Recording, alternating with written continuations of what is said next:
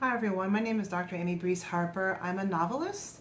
I'm also known for my work on the Sister Vegan Project as editor to the anthology Sister Vegan, Black Women Vegans Speak on Health, Identity, Food, and Society, Lantern Media book. I'm working on my second novel. It's called Seeds of Sankofa, and I wanted to read to you chapter 2 to give you a little taste of what I'm working on. So what this book is, it's a fusion of many of the food justice, racial justice, decolonial theories, critiques of capitalism, all wrapped up in Afrofuturism and Afrofantasy, with 4 Black protagonists who have unique abilities, paranormal abilities. So this is chapter 2, and it's called Nettles and Bergamot. And what's central to this novel are seeds and soil, plants, herbs, cultivation, but in particular seeds and soil as metaphor, but also literally seeds and soil and what their meanings are. So this is chapter 2. It's called Nettles and Bergamot.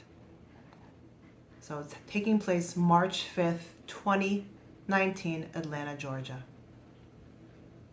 Pearl. Pearl.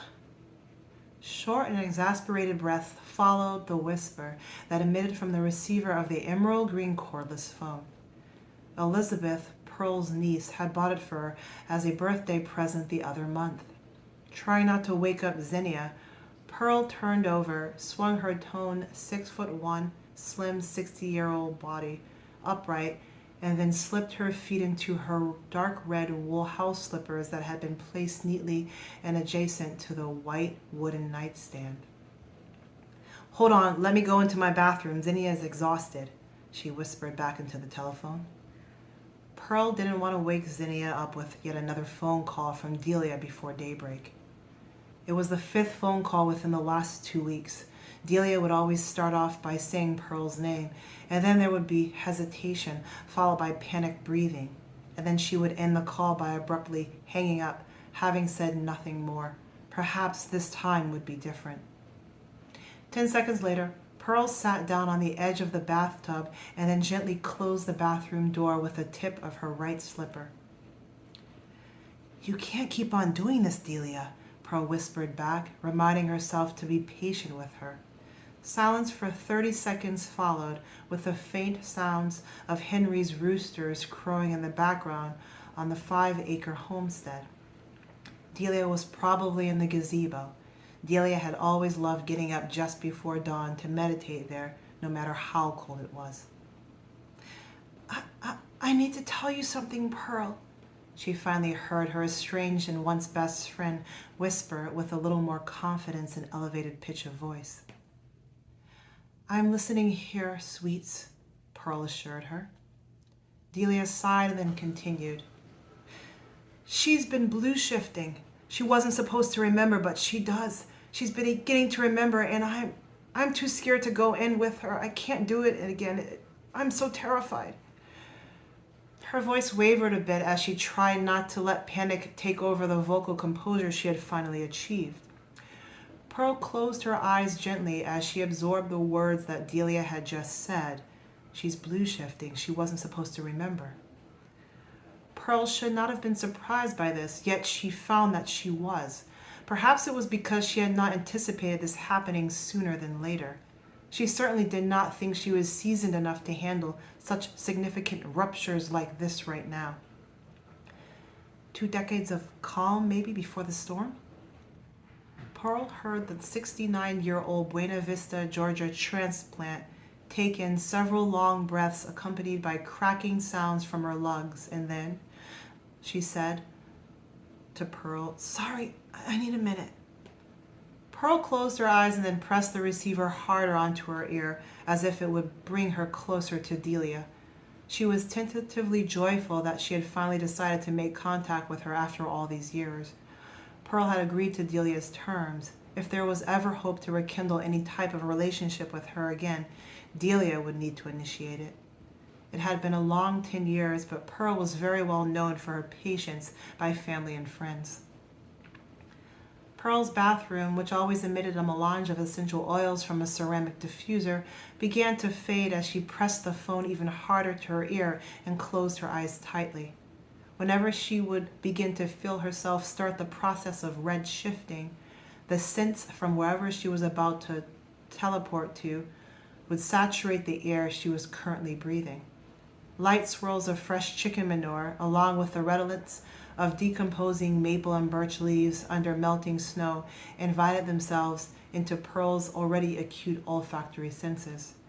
It smelled unusually warm there for that time of year in Northampton, Massachusetts.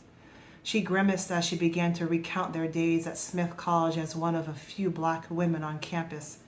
The first semester, they had no idea what they had been thinking in accepting scholarships to attend there nearly 50 years ago. Code switching and red shifting while night shifting, Delia and Pearl used to sing to each other while working third shift on Fridays and Saturdays as waitresses at Finelli's 24-hour diner during their freshman spring. And Pearl says to Delia, "Doesn't sound like you should be outside, sweets." And this is to Delia, who's gathering her thoughts through congested breaths. Since childhood, Delia had fought tooth and nail against herself as a pototi.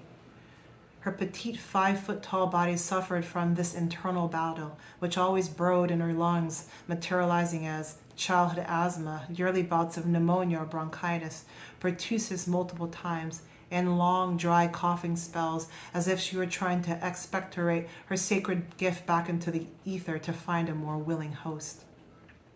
After about 70 seconds of crackling breathing with light coughing, but no words to follow, Pearl wondered if she would actually hang up.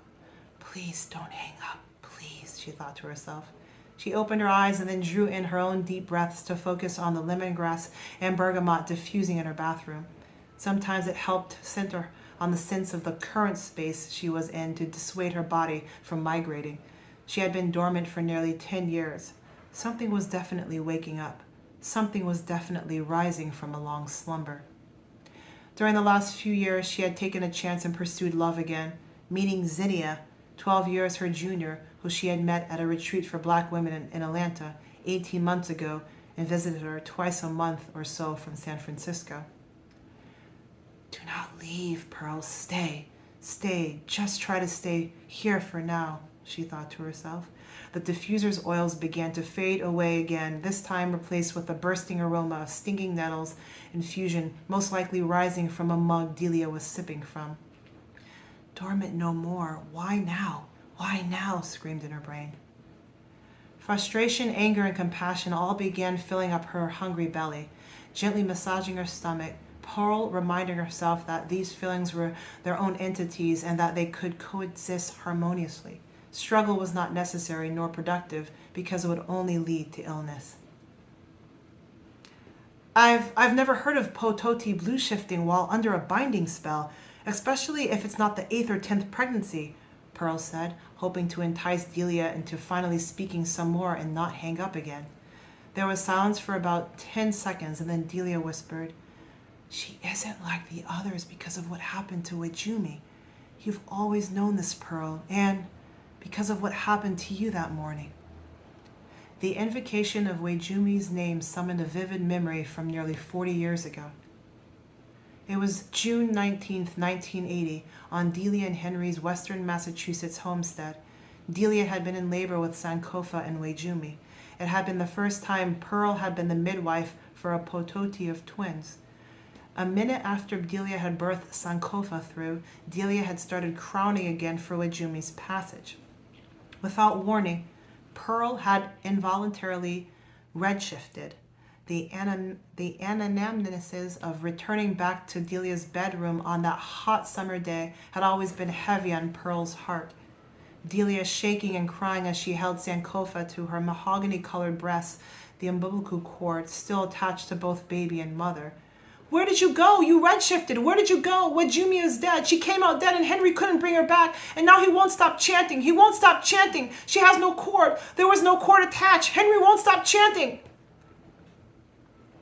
Delia's voice had sounded dry and raspy after nearly 18 hours of labor. With a 6'5" lean and muscular frame, Henry had been swaying in hypnotic syncopation right beside the bed, holding baby Wejuma, trapped in his Tuskegee University throw. Tears had been cascading down his narrow, tawny-colored face as he nuzzled her with his nose-enchanting lips.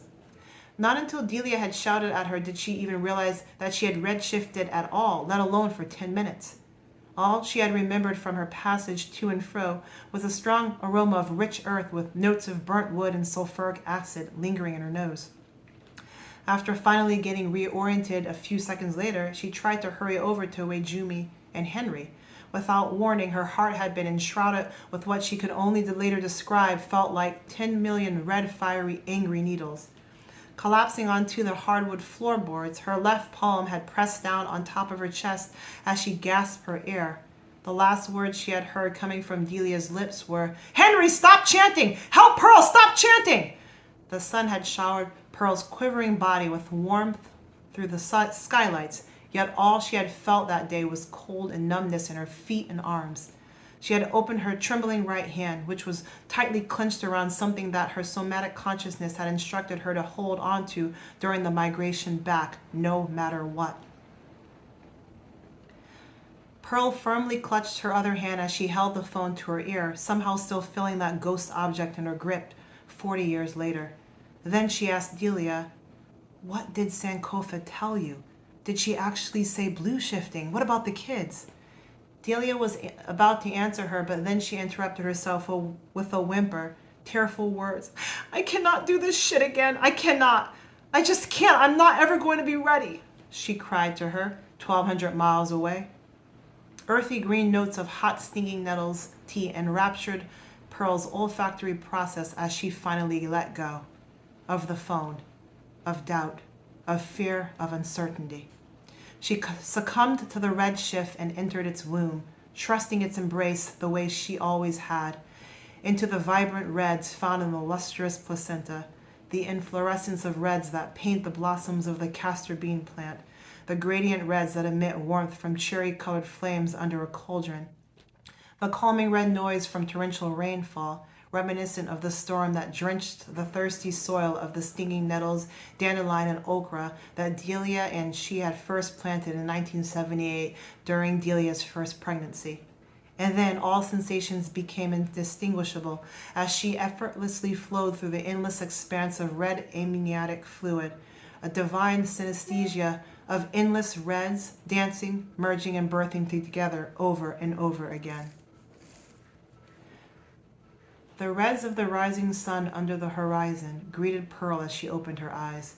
She slowly inhaled a breath of crisp, cool New England air, and then realized that she was inside of Delia and Henry's glass gazebo.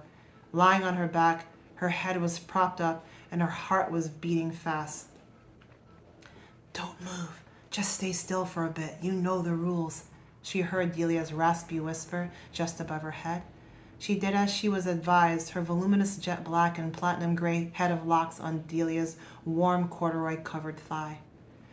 An unzipped black sleeping bag covered Pearl's slightly trembling body. Delia brought an open thermos with warm stinging nettles to Pearl's plump rouge-brown lips. She took a few sips. Then, for several silent minutes, they watched the sky slowly become more illuminated as Cochin roosters crowed in symphony with whistling robins, a few hammering yellow-bellied sapsuckers, and chirping black-capped chickadees. She felt Delia's hand gently but firmly grab hers. "What were the colors like in there this time?" Delia whispered, still looking in the distance as the sun began to peak above the horizon painted with lightly snow-covered brownish-green hills. Pearl answered, "Like rapture, like love," her tone as if it were revealing a sultry secret. Pearl felt Delia place her other hand on top of her forehead. It was very warm and soothing from holding the thermos. "Do you think it will ever be that way for me? Before this body dies?" Delia asked, her voice faint but hopeful as the sun finished rising. She let Pearl drink the rest of the warm infusion. As the last several ounces of liquid entered her belly, she stopped trembling and began to feel warmer, stronger, and much more centered. After about a minute, she sat up and then turned towards Delia to look at her for the first time in 10 years. Small, vibrant white bantu knots graced the top of her round mahogany face. The ruby gold stud she had given her for her 50th birthday decorated her small, broad nose. Despite eyes that told the story of loss, depression, and constant spiritual disorientation, Delia was radiant. The onyx-colored irises asked the question again without her even needing to open her mouth. Do you think it will ever be that way for me? Pearl silently savored the next few moments as the eastern sun basked Delia's face, whose bottom lip quivered slightly as she tried to hold back her tears. 10 years, 10 long patient years, Pearl thought. Delia looked down, took Pearl's left hand, slowly turned it over, and then lifted up the sleeve to her robe. Delia smiled as she found what she had been looking for on the inside of her arm. A single tear found its way down Pearl's cheek. Delia's calloused fingertips read her arm like it was braille. Delia raised her head up, made eye contact with her, and then Pearl nodded for her to do the same. She rolled up the left sleeve to her red wool fleece coat, turned her arm over, and then pressed it against Pearl's. The delicate skin of their sun-kissed inner arms touched one another. The late winter sun's rays illuminated a fragment of an inscription on each tattooed arm, bringing the essence of their half-century-long bond together.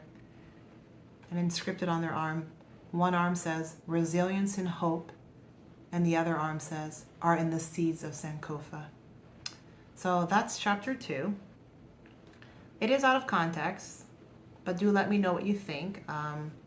Sankofa is the protagonist in the book, and as you can gander, red shifting and blue shifting, it's a type of teleportation that these women are able to do.